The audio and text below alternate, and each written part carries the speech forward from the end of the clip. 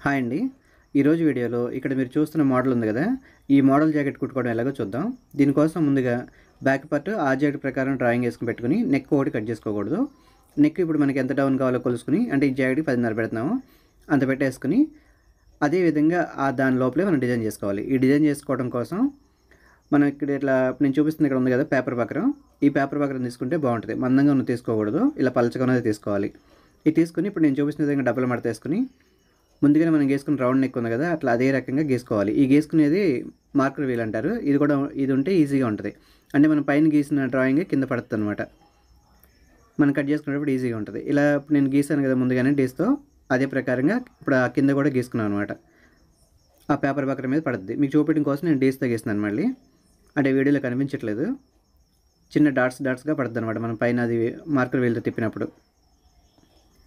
ఇప్పుడు ఇదే విధంగా బయట వరకు కట్ చేసుకోవాలి. లోపల పక్క నెక్ కట్ చేయకూడదు. ఇప్పుడు నేను కట్ చేసిన ఇదే సైజులో ఇంకోటి కట్ చేసుకోవాలి. ఇప్పుడు ఈ పార్ట్ ఉంది కదా! ఇదే పార్ట్ లాగా ఇంకొక పార్ట్ కూడా కట్ చేసుకోవాలి. ఈ మోడల్ కుట్టడానికి మనకి 2 కావాలి. ఆ 2 ఇట్లా పేపర్ బకరం కట్ చేసుకోవాలి. మందంగా ఉండే బకరం వేస్తే బాగా మందం అయిపోయి నెక్ పట్టేసినట్టుగా ఉండి నీట్‌గా ఉండదు. అందుకని ఇట్లా పేపర్ బకరం వేసుకోవాలి. ఇది మనకి టైలరింగ్ షాపు మెటీరియల్ అమ్మే షాపుల్లో ఖచ్చితంగా దొరుకుతాయి. ఇలా రెండోది కూడా ఇప్పుడు నేను ఫస్ట్ ఎలా గీసానో అలా గీసుకోవాలి ఫస్ట్. తర్వాత ఈ కట్ వర్క్ ఉంది కదా! రౌండ్‌గా మనం కర్వ్డ్ కటింగ్ చేస్తున్నాం కదా! ఫస్ట్ ఆ పార్ట్ తీసేసుకున్న తర్వాత దానిలో మళ్ళీ చేసుకోవాలి. అది మీకు చెప్తాను. ఇప్పుడు ముందు సేమ్ ఫస్ట్ ఎలా తీసాం పార్ట్ అలాగే తీసేయండి. ఇప్పుడు ఫస్ట్ నెక్ది గీసుకున్న గీత ఉంది. తర్వాతది నెక్ దగ్గర నుంచి కిందకి వెడల్పు ఎంత కావాలనేది గీసుకున్నాం 2. ఇప్పుడు ఈ రెండిటికి మధ్యలో కూడా ఒకటి గీసుకోవాలి.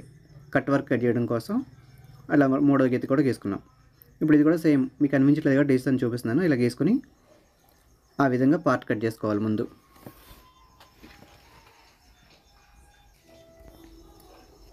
ఈ పార్ట్ కట్ చేసేటప్పుడు ఇప్పుడు ఈ 2 గీతలకి మధ్యలో కరెక్ట్‌గా సెంటర్ మార్క్ పెట్టుకోవాలి. అప్పుడు మనం కట్ వర్క్ గీసుకోవడానికి ఈజీగా ఉంటది. ఇప్పుడు ఇది మొత్తం వెడల్పు అంగుళాలు పెట్టాను. అంగుళాల్లో సగం ముప్పావుకి మళ్ళీ ఇలా నేను డీస్‌తో మార్క్ పెట్టుకుంటున్నాను. ఇలా మార్క్ పెట్టుకునే విధంగా మళ్ళీ మధ్యలో కూడా ఒక గీత గీసుకోండి. ఇప్పుడు దీనిలో మనం కట్ వర్క్ గీసుకోవాలి. ఈ కట్ వర్క్ గీసుకోవడానికి నేనైతే చిన్న మిషన్‌కి ఉండే సెట్‌లో తీసేసింది ఉంటుంది కదా పాతది, దాన్నే వాడుతున్నాను. అలా అయినా వాడుకోవచ్చు. లేదంటే చిన్న వాటర్ బాటిల్ మూత అయినా వాడుకోవచ్చు. మీకు ఇట్లా రౌండ్‌గా ఉండేది ఏదైనా వాడుకోవచ్చు. ఇలా కట్ వర్క్ మొత్తం గీసుకోవాలి. అంటే మనం రౌండ్‌గా ఉన్న దాన్ని తీసుకుని దానిలో హాఫ్ వరకే అంటే సగం వరకే వాడతాం రౌండ్ అట్లా మన కట్ వర్క్ రావడం కోసం, కర్వ్డ్ రావడం కోసం. ఇట్లా మొత్తం అన్నీ ఎన్ని వస్తే అన్ని ఇలా మనం గీసుకుంటూ రావాలి. సెంటర్ నుంచి అంటే మెడ సెంటర్ నుంచి ఇప్పుడు మెడ మనం దాన్ని డబల్ మడతేసి ఉంచాం. అంటే కింద పక్క పై పక్క కలిపి వస్తుంది మెడ రౌండ్. దాని మీద ఇప్పుడు 2 పక్కల ఒకేలాగా వచ్చేలాగా పడుతుంది అన్నమాట. మనం పెన్నుతో గీసుకున్నది డ్రాయింగ్ వేసుకుని అదే విధంగా కటింగ్ చేసుకోవాలి. ఇలా కింద నుంచి పై వరకు వేసాం కదా! ఇప్పుడు దీన్ని మనం పైనుంచి నెక్ కట్ చేసుకుంటే ఈజీగా ఉంటుంది. ఇలా కట్ చేసేటప్పుడు ఈ బకరం పలచగా ఉంటుంది కాబట్టి చిరిగిపోతూ ఉంటుంది. జాగ్రత్తగా స్లోగా నిదానం కట్ చేసుకోవాలి. ఇది అతికిచ్చేసిన తర్వాత గట్టిగానే ఉంటుంది. ప్రస్తుతానికి ఇలా ఉంటుందన్నమాట. ఇట్లా మనం డ్రాయింగ్ వేసుకున్న ప్రకారంగా కత్తెరతో చక్కగా రౌండ్ షేప్ వచ్చేలా కట్ చేసుకోవాలి.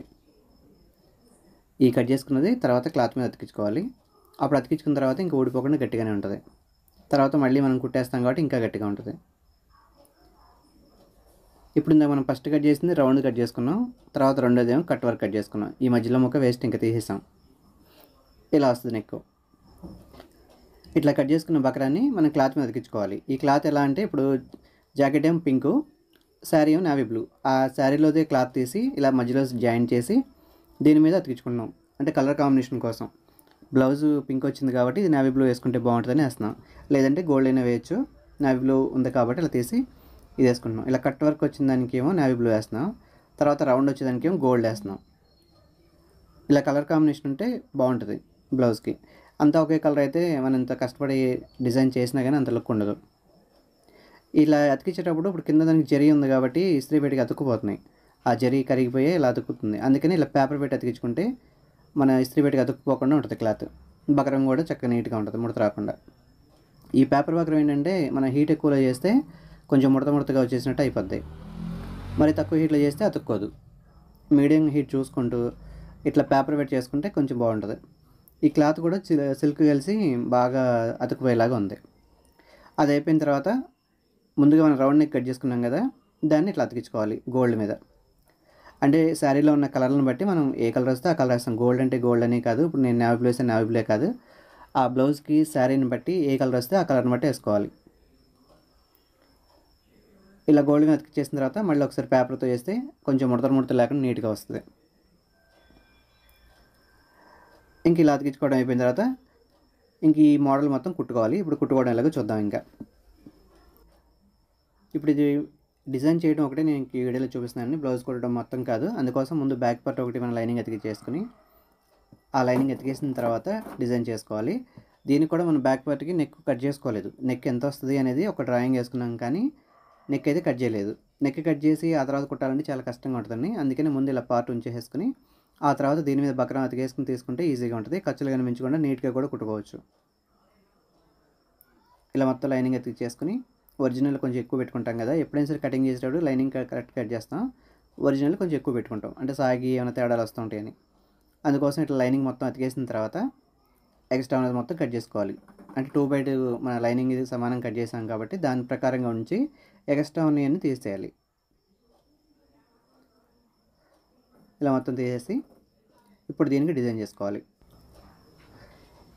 ఈ డిజైన్ చేయడానికి మనం తీసుకుంది నేవీ బ్లూ క్లాత్ తీసుకున్నాం కదా, దీన్ని ఇప్పుడు ఇలా ఒక పక్కన పాదం ఖర్చు ఉంచుకుని తీసుకుని లోపల పక్క అలా ఉంచేసి దీనికి కింద మళ్ళీ సేమ్ ఇదే రకంగా ఒక ముక్క తీసుకోవాలి. ఇది వీడియోలో మిస్ అయింది, నేను కింద పెట్టిన ముక్క. ఆ ముక్క ఉంటేనే మనకి తిరగలు తీయడానికి కుదరద్ది. ఇప్పుడు ఇలా మొత్తం కట్ చేసుకున్న తర్వాత సేమ్ ఇదే ప్రకారంగా కింద నేవీ బ్లూ ముక్క తీసుకున్నాను నేను, అది వీడియోలో మిస్ అయింది. ఇప్పుడు ఇలా పెట్టుకుని కింద ఆ ముక్క పెట్టి ఆ దానిపైన ఈ నెక్ పెట్టి ఈ కట్ వర్క్ ఎలా ఉందో అదే రకంగా నిదానంగా కుట్టుకోవాలి. ఇలా మొత్తం ఈ కట్ వర్క్ మొత్తం రౌండ్ నెక్ అంతా ఆ రౌండ్ అంతా కుట్టేసి మధ్యలో ఉన్న ముక్క తీసేసుకోవాలి. ఇప్పుడు మధ్యలో ఉన్న క్లాత్ ఉంది కదా, ఆ క్లాత్ కట్ చేసేసి ఈ కట్ వర్క్ ఎలా ఉందో అదే రకంగా, అంటే ఇప్పుడు మనం కుట్టిన దాని పక్కన ఒక 1/4 ఇంచ్ ఖర్చు ఉంచుకొని మిగతా ఎక్స్ట్రా ఉన్న ముక్క తీసేయాలి. అప్పుడు ఈ నెక్ని తిరగలు తీసుకోవాలి. ఈ కుట్టడం మొత్తం అయిపోయిన తర్వాత ఇప్పుడు ఇక్కడ నేను చూపిస్తున్న విధంగా ఇట్లా 1/4 ఇంచ్ ఖర్చు ఉంచుకొని మిగతా తీసేయాలి. తర్వాత ఇప్పుడు ఈ కర్వ్డ్ షేప్ దగ్గర ఇట్లా లైనింగ్ ఉంటాయి కదా, ఇట్లా డాట్స్ పెట్టుకోవాలి. ఇప్పుడు నేను చూపిస్తున్న విధంగా ఇట్లా డాట్ పెట్టుకోవాలి. అలా డాట్ పెట్టుకోకుండా మీరు కట్ వర్క్ పైకి తిప్పాలని తిప్పితే తిరగదు, పట్టేస్తుంది, ఆ మూల దగ్గర పట్టేస్తుంది. అందుకని ఖచ్చితంగా ఇలా డాట్ పెట్టుకుని తిప్పాలి. ఇది మర్చిపోతే మళ్ళీ మీకు రౌండ్ షేప్ తిరగదు, ఇబ్బంది పడతారు. ఇలా మొత్తం అయిపోయిన తర్వాత ఇప్పుడు నేను చూపిస్తున్న విధంగా ఆ బక్రాన్ని నిదానంగా పైకి తోయాలి. ఆ రౌండ్ షేప్ వచ్చేలాగా నీట్గా తీసుకోవాలి. అవి మొత్తం తీసుకుని ఐరన్ బాక్స్ ఉంటే ఒకసారి ఐరన్ చేసేయచ్చు, లేదంటే పైన ఒకసారి ఎడ్జ్ కుట్టేసుకుంటే ఇంకా ఆ షేప్ జరిగిపోకుండా ఉంటుంది. ఇలా మొత్తం నిదానంగా తీసుకోవాలి తిరగలు. ఆ తిరగలంతా తీసిన తర్వాత ఒకసారి ఇస్త్రీ అయినా చేసుకోవచ్చు, లేదంటే ఒకసారి పైన కుట్టేసుకోవాలి. అప్పుడు ఈ పార్ట్ రెడీ అవుతుంది. తర్వాత ఇంకోటి గోల్డ్ కలర్ కూడా కుట్టుకోవాలి. ఈ పార్ట్ కూడా ఎక్స్ట్రా ఉన్న క్లాత్ కట్ చేసేసుకుని బకరం ఎలా ఉందో అలా సేమ్ సమానంగా పెట్టుకోవాలి, మధ్యలో కట్ చేయకూడదు. ఈ మధ్యలో వరకు మన నెక్ ఎలా వస్తుందో అలా ముందు మనం డీస్తో గీసుకున్నాం కదా, ఇది అటుపక్క కూడా కనిపించడం కోసం ఇలా మిషన్ కుట్టేసుకోవాలి. ఒకసారి కరెక్ట్గా రౌండ్గా మనం ఇందాక నెక్ ఎలా పెట్టుకున్నామో అదే రకంగా వేసుకోవాలి. తర్వాత దాని నుంచి బయట పక్కన వరకు, అంటే ఇప్పుడు మధ్యలో నెక్ వస్తుంది, మనం పార్ట్ కట్ చేస్తే తీస్తాం, అంటే బ్యాక్ పార్ట్కి ఈ పార్ట్ని అతికిన తర్వాత కట్ చేసుకుంటాం. బయట పక్క నుంచి సమానంగా చూసుకుని ఈ కట్ వర్క్ ఎలా ఉందో అదే రకంగా సమానంగా పెట్టుకుని ముందు సైడ్ కుట్టేసుకోవాలి. ఈ కట్ వర్క్ ఎడ్జ్ని ఉంటుంది కదా, ఆ ఎడ్జ్ని కుట్టేసుకోవాలి చుట్టూ సమానంగా. అంటే మనం ఫస్టే కట్ చేసుకున్నాం కదా, 2 పార్ట్లు సమానంగా కరెక్ట్గానే వచ్చేస్తుంది. కొంచెం అయినా సాగుతూ ఉంటే అటు ఇటు జరుగుతూ ఉంటుంది, అలా జరగనివ్వకుండా సమానంగా పట్టుకుంటూ మెల్లగా ఇట్లా వేసుకోవాలి. ఈ కట్ వర్క్ ఎలా ఉందో అలా పాదం పైకి లేపుకుంటూ కొంచెం కొంచెం కుట్టుకుంటూ పైకి తిప్పి వేసుకోవాలి. ఇది మొత్తం ఇలా రౌండ్గా కుట్టేసి తర్వాత సైడ్ ఎక్స్ట్రా ఉన్నది కట్ చేసుకోవాలి. ఇలా చివరికి వచ్చేసిన తర్వాత ఈ ఎక్స్ట్రా ఉన్నది కట్ చేసే ముందు ఒకసారి మళ్ళీ బకర మీద కుట్టేసుకుంటే మనకి కరెక్ట్గా, అంటే క్లాత్ ఎక్స్ట్రా తక్కువలో ఉన్నాయని తెలుస్తుంటుంది. ఆ ఎక్స్ట్రా ఉన్నది వరకు కట్ చేసుకోవాలి, ఎక్కడ తగ్గకుండా చూసుకుని ఇలా చేయాలి. ఇప్పుడు దీనికి మళ్ళీ పైపింగ్ వేసుకోవాలి. థ్రెడ్ పైపింగ్ వేసుకుంటే సన్నగా వస్తుంది. ఇది మొత్తం కట్ చేసేసిన తర్వాత ఈ సైడ్ థ్రెడ్ పైపింగ్ వేయాలి. ఈ థ్రెడ్ పైపింగ్ వేయడానికి అంగుళం వెడల్పు నెలగా క్రాస్లో ముక్క తీసుకోవాలి. తర్వాత థ్రెడ్ పెట్టుకుని ఇప్పుడు ఇది మామూలు పాదంతో థ్రెడ్ మీద కుట్టుబడేలాగా వేసుకోవచ్చు. సింగిల్ పాదం ఏం పెట్టలేదండి, మామూలు పాదంతో కుడుతున్నాను. ఇలా మామూలు పాదంతో చుట్టూతో 1/4 ఇంచ్ ఖర్చు వచ్చేలా కుట్టుకుంటూ ఈ క్లాత్ మీద థ్రెడ్ మీద పడేలాగా వేసుకోవాలి.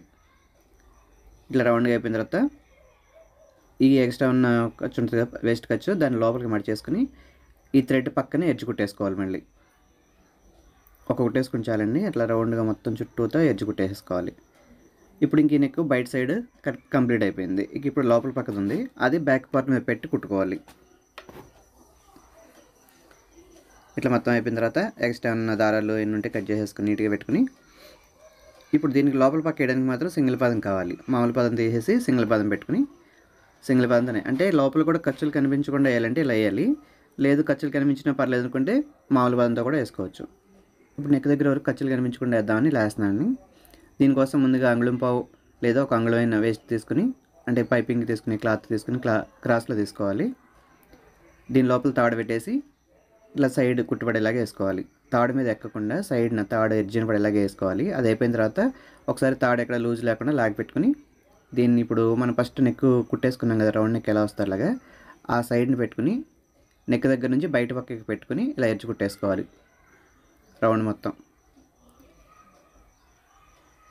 ఇట్లా వేసుకుని ఇప్పుడు ఈ పార్ట్ మనం బ్యాక్ పార్ట్ రెడీ చేసి పెట్టుకున్నాం కదా, దాని మీద పెట్టుకుని కుట్టుకోవాలి.